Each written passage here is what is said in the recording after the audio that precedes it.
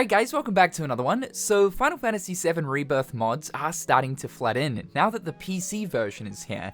And I know one that a lot of people were looking forward to is making both Sephiroth and Zack actual party members to be able to play around with them within the open world. Considering that both of these characters are completely playable, coded by Square Enix throughout specific segments in the game, it's simply just a matter of editing the party data to input them as party members. And as you can see, this has been achieved. We've got a party setup of Cloud, Sephiroth, and Zack, the absolute dream team. However, there is a catch to this because it certainly is far from perfect. I know the dream here is to be able to play Rebirth in its entirety with both Zack and Sephiroth, but the game was never intended to have these characters as party members, and so you are going to run into a bunch of issues currently with the two methods of being able to have these characters fully playable. So method 1 here is a save file created by Rebirth Mods. This starts you off in chapter 2 in the grasslands with Sephiroth and Zack in your party. And it works for the most part. You can run around the grasslands, do the story missions here, the side quests, the various world activities, and of course engage in combat using both of their kits. And yes, even the synergy abilities with Cloud completely work. And it's pretty fun. It allows you to play around with the movesets of Sephiroth and Zack a little bit more so outside of those very specific story segments or of course the combat sim. And there is nothing cooler than seeing all three of these characters together frolicking through the grass. Although there is something hilarious about seeing Sephiroth just casually running with the party here.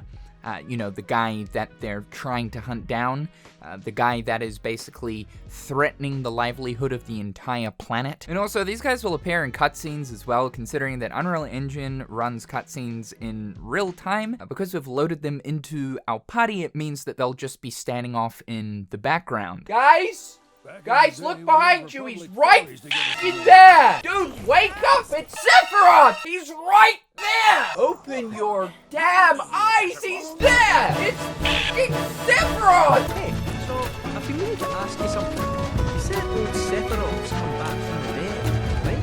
And that's a bad thing. So, what I want to know is, how'd he do it? And what's he after? He wants to save the planet. But wouldn't that make him a good guy? It's not what he's doing, but how. He doesn't give a shit if everyone dies in the process. Sounds like a total nutter. However, it's very limited and quite basic in the sense that you cannot change equipment or switch up materia.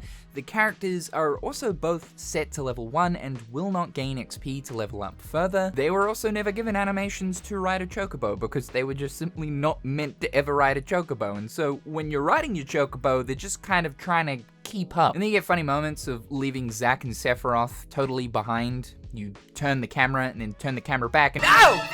Suddenly they're there, oh my god, teleporting tech! But the big one here is soft locks and crashes. Having both of these guys in your party can lead to the game not knowing what to do, as this was never intended. So for example here, making your way towards the Midgard Torma in the swamp, the cutscene that triggers when you come across the Sephiroth clone soft locks. The only workaround towards these soft locks or crashes during specific story triggers would be using something like Cheat Engine to remove the characters completely out of the party. Even switching up your party back to regular members will still lead to the game crashing, as technically they are still part of your party setup. The issue here is without knowing the exact number string that pertains to both Sephiroth and Cloud, when looking at Cheat Engine to delete that string of numbers to entirely remove them out of the party, using Rebirth Mods' save file right here is limited to just the grasslands and sort of just experimenting with their kits within this space. However, there is a second method here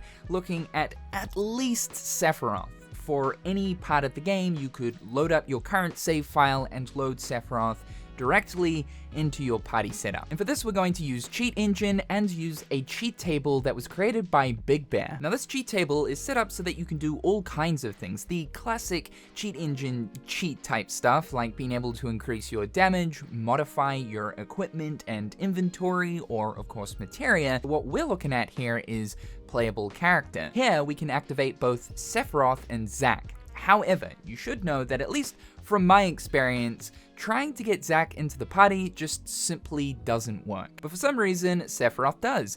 I'm sure that the cheat table may be updated at some point to fix the current issue when looking at Zack, but at least looking at Sephiroth here, at any point in the game, we can just simply use this cheat table to chuck Sephiroth into our party. Now, this still doesn't provide a fully playable experience of being able to change around materia or equipment, but Sephiroth will be loaded in at the current level that most of your party members are at. So here, he's level 35. It's interesting though, because loading both Sephiroth and Zack through using this method increases the amount of characters we can have in our party up to a total of 5. So we can have 5 different party members running around in combat and we can fully use them. Obviously, this is going to make combat situations just a lot easier as you got more people fighting in your party, but pretty cool to know that the game does actually support beyond that of 3 party members for combat. We can even choose what character we want to play as outside of combat. So if we want to run around as Sephiroth or Zack, yeah, we can totally do that. And of course, same applies to any of the other characters like Red or Kate. And the cool thing about playing as the other actual party members within the open world is they work towards basically everything. And of course, there are specific moments throughout the game where you actually do get to play as them, utilizing things like ladders or the rest stops. It's more so the open world specific stuff like coming across the world intel or activating towers that won't work. For the time being anyway, this is the only method of being able to play as Sephiroth and Zack as actual party members. It's incredibly limited, however I am sure that in due time,